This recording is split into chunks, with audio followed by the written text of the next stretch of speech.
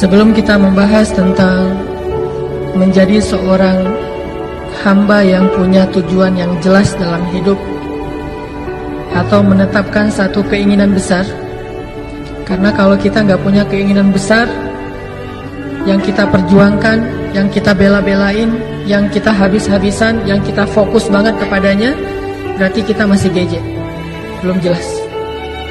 Orang yang udah jelas hidupnya tuh, dia tahu apa yang dia sedang perjuangkan. Orang yang udah jelas hidupnya itu, dia tahu kenapa dia berkorban. Apa yang harus dia korbankan, apa yang harus dia kesampingkan, dan apa yang harus dia bela. Berarti dia tahu betul tujuan dan prinsip hidupnya. Dia punya cita-cita yang jelas, dia punya keinginan besar, yang itu akan dia perjuangkan habis-habisan. Orang kalau misalnya dalam hidupnya bingung harus melakukan apa yang paling penting, berarti belum jelas. Apalagi kalau sampai kita ngerasain hari kita tuh berlalu dengan sia-sia.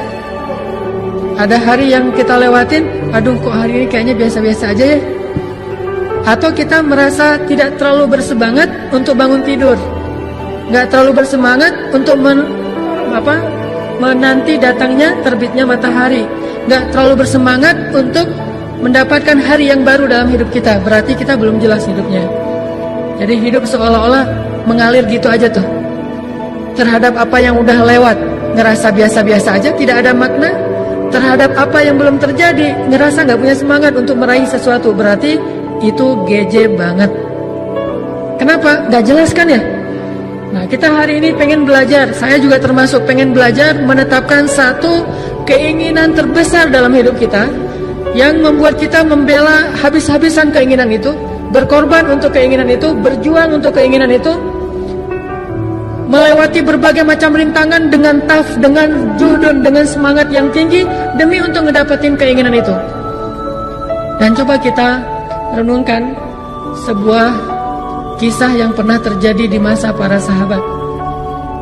Jadi ada 4 orang soleh, ada 4 orang sahabat dan tabi'in lagi nongkrong nih di dalam Masjidil Haram, lagi ngumpul. Jadi ceritanya mereka lagi duduk dalam masjid, 4 orang anak muda.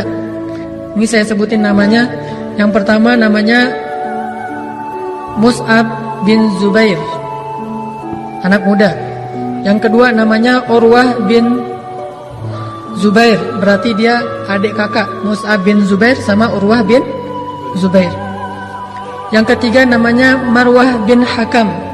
Dan yang keempat namanya Abdullah ibnu Umar.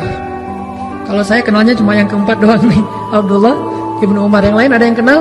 Nanti Google ya. Jadi ada yang namanya Mus'ab bin Zubair, Urwah bin Zubair, Marwah bin Hakam, dan Abdullah bin Umar. Sebetulnya ini agak terkenal, cuma kita mungkin jarang membaca tentang mereka.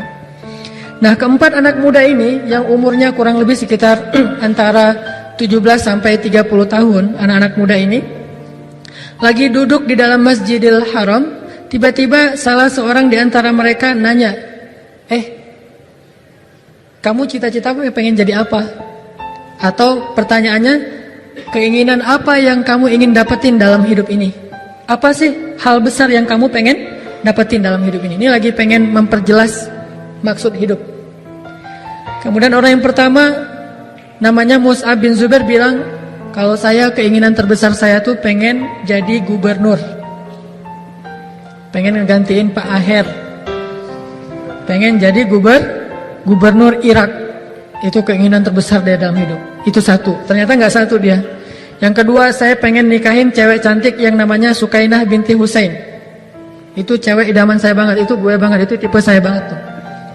Seandainya bisa, walaupun itu agak-agak mustahil, soalnya Sukainah itu terlalu tinggi untuk level saya. Tetapi yang namanya orang pengennya, saya pengen nikahin Sukainah bintu Husain. Dia sebutkan itu di depan Masjidil Haram, di depan Ka'bah, karena menurut dia sesuatu yang kayaknya agak-agak susah nih. Kayak ada seorang anak muda ditanya, kamu pengen apa dalam hidup? Cita-cita terbesar saya dalam hidup pengen nikah sama siapa misalnya di antara artis ya, yang main Talak 3 siapa tuh? Nah itu deh, pengen nikah sama artis Fulan binti Fulan. Dia nyebutin nama itu dalam keinginan terbesar dia karena dia pikir kayaknya agak-agak mustahil. Nah, kemudian Mus'ab bin Zubair bilang pengen nikah sama Sukainah binti Husain. Terus apa lagi? Udah segitu aja. Enggak, satu lagi kata dia. Apa? Pengen nikah juga sama Aisyah binti Thalhah. Jadi pengen nikah 2 kali. Jadi cita-citanya pengen poligami. Wah, ini bahaya nih. Ini adalah Mus'ab bin Zubair. Kalau bisa ini jangan ya. Cukup 1 aja, walaupun saya 2. Jadi cita-citanya pengen jadi gubernur Irak, sama pengen nikah sama Sukainah sama Aisyah. 2 cewek cantik, idaman dia banget. Oke, ternyata selang beberapa tahun kemudian Mus'ab bin Zubair benar-benar menjadi gubernur Irak dan benar-benar menikah dengan Sukainah dan Aisyah. Ini namanya himmah, keinginan terbesar. Dia berjuang untuk itu, dia habis-habisan untuk itu sampai dapat. Kalau udah dapat baru bingung, nih ngapain lagi ya gitu. Udah jadi gubernur, karena dia nggak punya himmah lebih tinggi dari itu, makanya pokoknya pengen nguasain satu negeri yang namanya Irak. Akhirnya dia dapat, karena itulah himmah dia, jelas gitu. Gubernur Irak, nikah sama Sukainah, nikah sama Aisyah, dapat 3-tiganya. Oke. Orang kedua, kamu pengen jadi apa? Apa keinginan terbesar dalam hidup kamu? Yaitu siapa tadi orang kedua? Urwah bin Zubair, adiknya. Urwah bilang gini, saya pengen jadi orang yang paling ngerti agama dan ahli hadis. Nih, lebih jelas lagi nih. Pengen jadi ulama. Saya mah pengen jadi ahli agama dan ahli hadis. Sehingga orang kalau nanya tentang hadis, tanya ke saya. Akhirnya terkenallah di antara ulama ahli hadis itu yang bernama Urwah bin Zubair. Benar-benar jadi ahli hadis. Kemana dia pergi, pasti itu lagi nyari hadis-hadis kepada orang yang punya hadis. Ketemu dengan imam ini, Syekh ajarkan saya 1 hadis. Lalu dia dengar ada ulama di sana tahu hadis ini, tetapi tidak ada di sini yang tahu hadis tersebut kecuali ulama itu. Di mana dia? Ada di Syam. Dikejar ke Syam. Di Syam ditanya di mana orang yang bernama Fulan bin Fulan. Pokoknya nyari hadis saja sepanjang hidupnya. Kenapa? Itu adalah cita-cita terbesar dia tuh. Itu jelas banget hidupnya. Karena dia tahu betul apa yang sangat dia pengenin. Itu namanya himmah. Sehingga akhirnya dia jadi seorang ahli hadis. Yang ketiga, namanya Marwah bin Hakam. Ditanya, Marwah, kamu, keinginan kamu yang paling gede itu apa? Pengen jadi apa? Kemudian akhirnya Marwah bilang, ini lebih tinggi daripada Mus'ab. Saya pengen jadi presiden. Cita-citaku gitu kan ya, pengen jadi presiden kan gitu dulu ya. Maaf ya kalau belum pernah dengar lagu itu berarti masih muda. Kalau yang tahu lagu itu berarti udah lewat, udah gak muda lagi. Dan saya tahu lagu itu. Nah, Marwah bin Hakam dia bilang, saya pengen jadi khalifah, pengen jadi presiden. Dan gak tanggung-tanggung ternyata di masa Bani Umayyah, salah satu kabilah besar dalam Islam, Bani besar, periode besar dalam Islam itu, ternyata Marwah bin Hakam salah satu di antara khalifah Bani Umayyah, benar-benar jadi presiden. Itu himmah, punya cita-cita yang sangat luar biasa. Ini yang terakhir nih, ini fans saya banget, idola saya banget nih. Ini orang yang paling saya idolain di antara sahabat, salah satunya yaitu Abdullah bin Umar. Kenapa saya idola banget sama dia? Satu, dia orangnya lembut. Tetapi walaupun dia lembut, dia seorang sniper, pemanah ulung di zaman sahabat. Udah gitu dia ahli ilmu, udah gitu dia tawadhu, udah gitu dia muda, penampilannya menarik. Itu Abdullah bin Umar tuh salah satu yang saya idolain banget di antara sahabat. Ada nanti Muaz bin Jabal saya ngidolain banget. Kenapa? Janggutnya nggak terlalu tebal. Makanya ada dalil dikit nih agak kalau janggut saya nggak terlalu panjang.